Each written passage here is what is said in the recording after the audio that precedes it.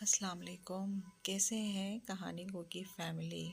امید کرتی ہوں کہ سب بہت ٹھیک ٹھاک ہوں گے اور جنت کے پتے کے ناول کو انجوائے کر رہے ہوں گے۔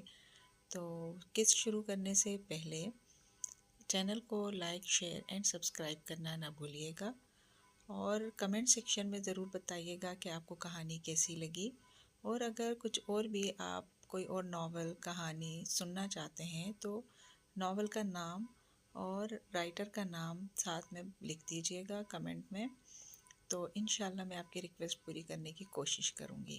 تو آئیے چلتے ہیں، مزید دیر نہیں کرتے اور ہم اپنی کہانی کی طرف بڑھتے ہیں کہ آج کیا ہوگا حیا اور ارم کے ساتھ، کیسے وہ اس مسئلے سے نکلیں گے۔ تو آئیے کہانی کو شروع کرتے ہیں۔ وہ اب موبائل پر کچھ دیکھ رہا تھا، وہی جو رشتہ لے کر آئے تھے ارم کا، تو ہم وہیں سے سٹارٹ کرتے ہیں۔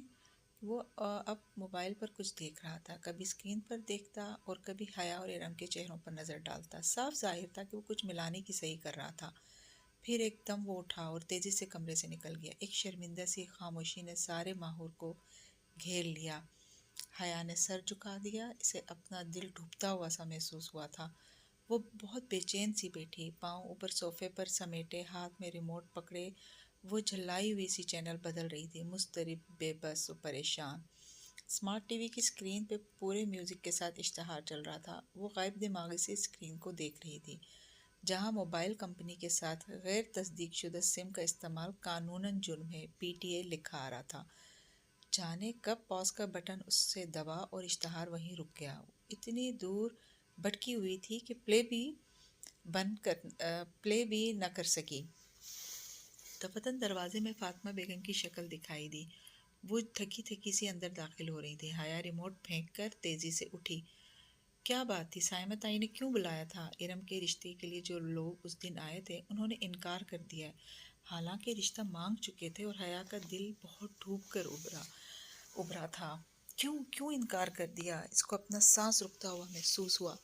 کوئی وجہ نہیں بتاتے، بس ایک دم ہی پیچھے ہٹ گئے۔ سائمہ بھابھی بہت اپسیٹ تھی۔ مگر کچھ تو کہا ہوگا؟ بس یہی کہا ہے کہ ہم نے کسی آزاد خیال بے پردہ لڑکی کو بہو بنا کر اپنی عاقبت خراب نہیں کرنی۔ وہ متحیر رہ گئی۔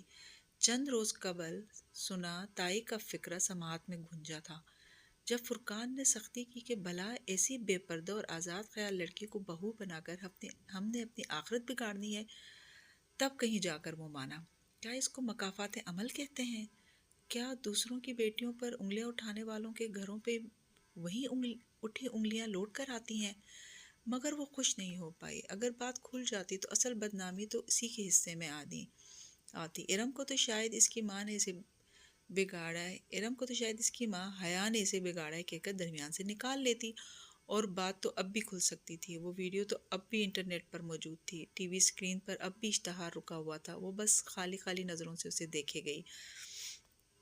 بغیر تصدیق شدہ سم کا استعمال قانوناً جرم ہے، PTA۔ بغیر تصدیق شدہ سم کا استعمال قانوناً جرم ہے، PTA۔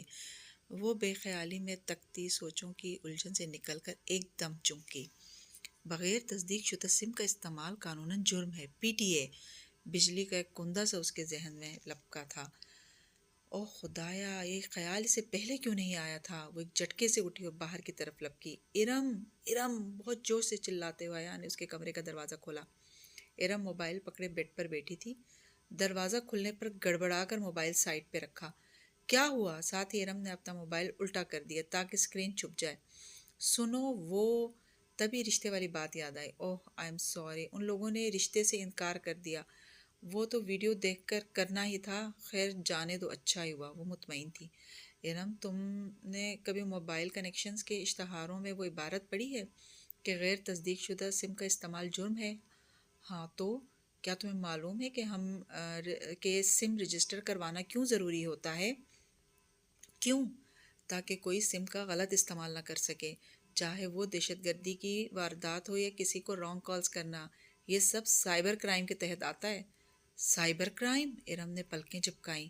ارم، ہماری پرسنل ویڈیو انٹرنیٹ پر ڈال دینا بھی تو ایک سنگین جرم ہے۔ ہم اس کی رپورٹ کر سکتے ہیں۔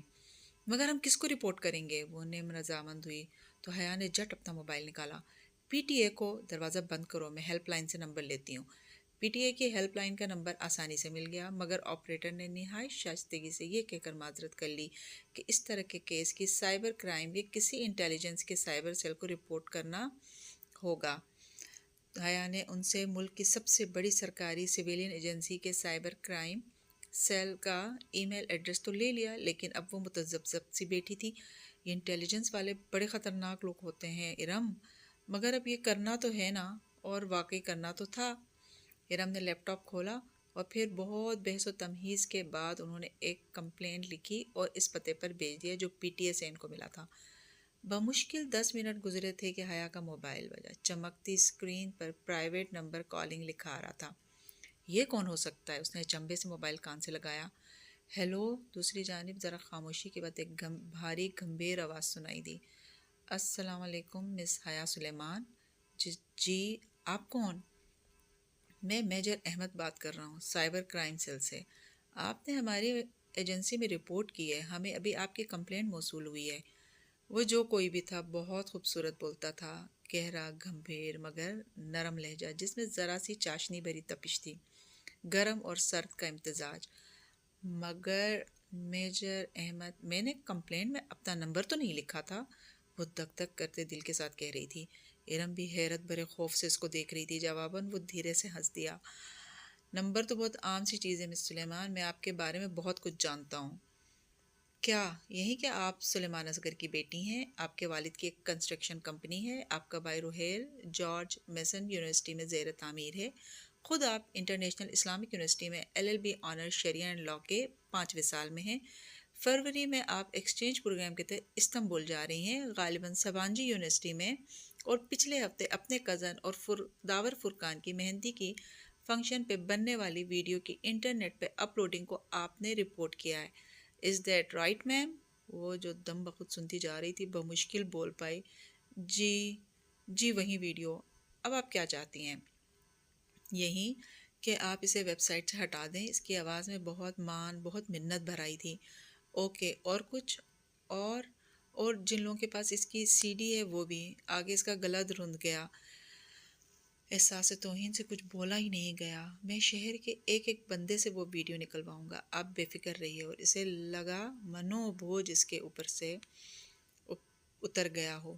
Thank you major Ahmed. اس کے انداز سے لگ رہا تھا کہ وہ فون رکھنے والی ہے تو وہ بول اٹھا۔ تھینک یو تو آپ تب کہیں جب میں یہ کام کر دوں، اور اس کام کو محض شروع کرنے کے لیے بھی مجھے آپ کا تعاون چاہیے۔ کیسا تعاون؟ مادام آپ کو ذرا سی تکلیف کرنی ہوگی، آپ کو اس ویڈیو کی باقاعدہ رپورٹ کرنے کے لیے میرے آفس آنا ہوگا۔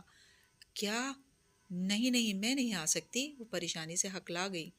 ارم بھی فکر مندی سے اس کا چہرہ دیکھنے لگی۔ پھر تو یہ کام نہیں ہو پائے گا، ایسے اسٹیپ فون پر نہیں لے جا سکتے۔ اسے لگا وہ محظوظ سا مسکرا رہا تھا۔ مگر میں نہیں آ سکتی۔ اور وہ کیسے آ سکتی تھی؟ اگر کسی کو پتہ چل جاتا تو کتنی بدنامی ہوتی۔ آپ کو آنا پڑے گا، میں گاڑی بھیج دیتا ہوں۔ نہیں، اچھا خدا حافظ۔ اس نے جلدی سے فون بند کر دیا۔ بھاڑ میں گیا یہ اور اس کا سائبر کرائم سیل۔ اگر ابا یا تایا ابا کو پتہ چل گیا کہ ہم ایک ایجنسی کے ہیڈ کوارٹر گئے ہیں تو ہماری ٹانگیں توڑ دیں گے میں تو پہلے ہی کہہ رہی تھی کہ رپورٹ نہ کرو۔ پرائیویٹ نمبر سے پھر کال آنے لگی تھی۔ اس نے جھنجھلا کر فون ہی آف کر دیا۔ اس ویڈیو سے زیادہ میجر احمد نے اسے بلیک میل کیا ہے، یہ خیال پھر سارا دن اس کے ذہن میں گونجتا رہا۔ وہ بہت تھکی ہوئی پاسپورٹ آفس سے نکلی تھی۔ اسلام آباد سے پنڈی کا اتنا لمبا اور رش بھری سڑک پہ تھکا دینے والا سفر کر کے وہ آج پاسپورٹ آفس سے اپنا پاسپورٹ اٹھانے آئی تھی، مگر یہاں علم ہوا کہ پاسپورٹ 14 جنوری کو ہی مل پائے گا، اور ابھی 14 جنوری میں پورا ہفتہ باقی تھا۔ اسلام آباد میں کوئی تکنیکی مسئلہ تھا، اس لیے اسے پنڈی میں ہی اپلائی کرنا پڑا تھا۔ واپسی پر بھی اتنا ہی رش تھا۔ کچھ شاپنگ کے بعد جب وہ مری روڈ پہ آئی تو مغرب چھا رہی تھی۔ سڑک گاڑیوں سے بھری پڑی تھی اور گاڑیوں کا یہ سیلاب بہت سست روی سے بہہ رہا تھا۔ سگنل پر اس نے گاڑی روکی اور شیشے کھول دیے۔ اس کا ذہن ابھی تک پاسپورٹ میں الجھا ہوا تھا۔ یکایک کوئی اس کی کھڑکی پہ جھکا۔ سونیو، کیا سوچ رہے ہو؟ وہ بری طرح چونکی اور سر اٹھا کر دیکھا۔ وہ وہی تھا، ڈالی۔ ناگواری کی ایک لہر اس کے چہرے پر سمٹ آئی۔ اسے بھول گیا کہ کبھی ڈالی نے اس پر احسان کیا تھا۔ ہٹو سامنے سے، وہ جھڑک کر بولی۔ وہ کھلی کھڑکی میں اس طرح ہاتھ جما کر کھڑا تھا کہ وہ شیشہ اونچا نہیں کر سکتی تھی۔ لو باجی، میں تو سلام دعا کرنے آئی تھی اور آپ غصہ کر رہی ہو۔ اس روز والے سخت تاثرات ڈولی کے چہرے پر نہیں تھے۔ اس کے چہرے پر کراہیت بڑی اس کے چہرے پر کراہیت بڑی معصومیت تھی۔ ہٹو سامنے سے ورنہ میں پولیس کو بلا لوں گی۔ ہائے باجی، ڈولی سے ایسے بات کرتی ہو؟ اور آپ کی تعریفیں کر کر کے ڈولی نے میرا سر کھا لیا تھا۔ اس نے آواز پر سر گھما کر دیکھا تو فرنٹ سیٹ کی کھلی کھڑکی پر ایک اور خواجہ سرا کھڑا تھا۔ ڈولی کی سیاہ رنگت کی نسبت اس کا رنگ ذرا صاف تھا۔ وہ دونوں ہاتھ کھڑکی کی چوکھٹ پہ دیے کھڑا تھا۔ یہ کون ہو تم؟ ہٹو میری گاڑی سے۔ اسے ٹھنڈے پسینے آنے لگے تھے۔ یہ جی میری بہن ہے پنکی، بڑا شوق تھا جی اسے آپ سے ملنے کا، ایک بڑی ضروری بات کرنی تھی جی ہمیں آپ سے۔ Get last. اس نے ہاتھ بڑھا کر شیشہ اونچا کرنا چاہا مگر پنکی نے اپنا ہاتھ اندر کر دیا۔ ایک دم سے اس کی کلائی سامنے آئی تھی۔ اس کی کلائی پر ایک گلابی سرخ سا کانٹا بنا تھا، جیسے جلا ہو یا شاید برتھ مارک۔ ہٹو، آئی سے گیٹ لاسٹ۔ وہ عالم تیش میں شیشہ اوپر کرنے لگی مگر پنکی نے اس پر اپنے ہاتھ رکھ دیے تھے۔ شیشہ اوپر نہیں ہو پا رہا تھا۔ باجی ایسے نہ کرو پنکی نال، اس کا ہاتھ زخمی ہو جائے گا جی۔ ڈولی نے پیچھے سے کہتے ہوئے ہاتھ بڑھا کر اس کے کندھے پر رکھا تو وہ تیورا کر گھومی۔ اس نے ڈولی کو دھکا دیا اور وہ لڑکھڑا کر چند قدم پیچھے ہٹا تو اس نے جلدی سے شیشہ اوپر چڑھا دیا۔ اب تم بھی ہٹو ادھر سے ورنہ میں لوگوں کو اکٹھا کر لوں گی۔ وہ ہاتھ بڑھا کر پنکی کی طرف والا شیشہ بند کرنے لگی لیکن وہ اڑ ہی گیا تھا۔ باجی جی، میں تو تانوں ڈولی کے دل کی بات بتانے آئی تھی اور تساں اس طرح کر رہے ہو۔ یہ جو ڈولی ہے نا، یہ بڑا پسند کرتی ہے آپ کو مگر اقرار نہیں کرتی ہے۔ پنکی مصنوعی انداز میں بن بن کر ہل رہا تھا۔ پیچھے ڈولی شیشہ بجانے لگا تھا۔ وہ پوری قوت سے شیشہ اوپر چڑھانے لگی۔ پنکی نے لمحہ بھر کو گردن موڑ کر ڈولی کو دیکھا تو اس کی گرفت ذرا ڈھیلی ہوئی۔ حیا نے فوراً شیشہ اوپر چڑھا دیا۔ پنکی نے چونک کر دیکھا، پھر انگلیاں کھینچنی چاہیے مگر وہ مسلسل شیشہ اوپر کر رہی تھی۔ پنکی کی انگلیاں پھنس کر رہ گئیں۔ او چھڈو باجی جی! دفتن پنکی کے دائیں ہاتھ کی انگلی سے خون کی بوند ٹپک کر شیشے پر گری تو اسے ہوش آیا کہ ایک جھٹکے سے اس نے شیشہ نیچے کیا۔ شیشہ 1 انچ نیچے گرا۔ پنکی نے غصے سے اسے گھورتے ہوئے باہر کھینچے۔ گاڑی آگے بگانے سے قبل اس نے بہت غور سے پنکی کے ہاتھوں کو دیکھا تھا۔ دائیں ہاتھ، جس کی انگلی پر کانٹے کا جلا ہوا نشان تھا کہ شہادت کی انگلی سے خون نکلا تھا، اور باقی دونوں ہاتھوں کی انگلیوں کے اوپر پوروں کی قدرتی لکیر پر موٹی سی بھوری لکیر بن گئی تھی۔ یقیناً اس کے ہاتھ زخمی ہوئے تھے مگر اسے پرواہ نہیں تھی۔ وہ زن سے گاڑی آگے لے گئی۔ پھر اس نے بیک ویو مرر میں دیکھا۔ وہ دونوں خواجہ سرا بار بار مڑ مڑ کر اسے غصے سے دیکھتے ہوئے سڑک پار کر رہے تھے۔ ڈولی نے پنکی کا زخمی ہاتھ پکڑ رکھا تھا اور غصے سے پلٹ کر حیا کی دور جاتی گاڑی کو دیکھتے ہوئے کچھ کہہ رہا تھا۔ اس نے سر جھٹک کر ایکسیلیٹر پر زور بڑھا دیا۔ کم از کم اتنی امید اسے تھی کہ اب وہ ڈولی اس کا پیچھا کرنے کی ہمت نہیں کرے گا۔ بہت جلد وہ غلط ثابت ہونے والی تھی۔ حیا! جیسے ہی وہ گھر میں داخل ہوئی، لاؤنج میں بیٹھے سلیمان صاحب تیزی سے اس کی طرف آئے۔ ان کے چہرے پر غیظ و غضب چھایا تھا۔ وہ ڈر کر پیچھے ہٹی، تبھی فون کی گھنٹی بجی۔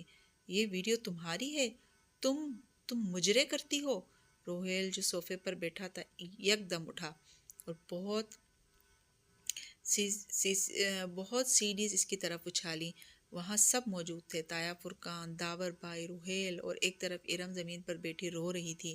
دور کہیں فون کی گھنٹی بج رہی تھی۔ نہیں، وہ ان کو کہنا چاہتی تھی۔ اس کا منہ تو ہلتا تھا پر آواز نہیں نکل رہی تھی۔ وہ سب اس کا خون لینے پہ تلے تھے۔ سلیمان صاحب آگے بڑھے اور اس کے منہ پر تھپڑ دے مارا۔ بے حیا!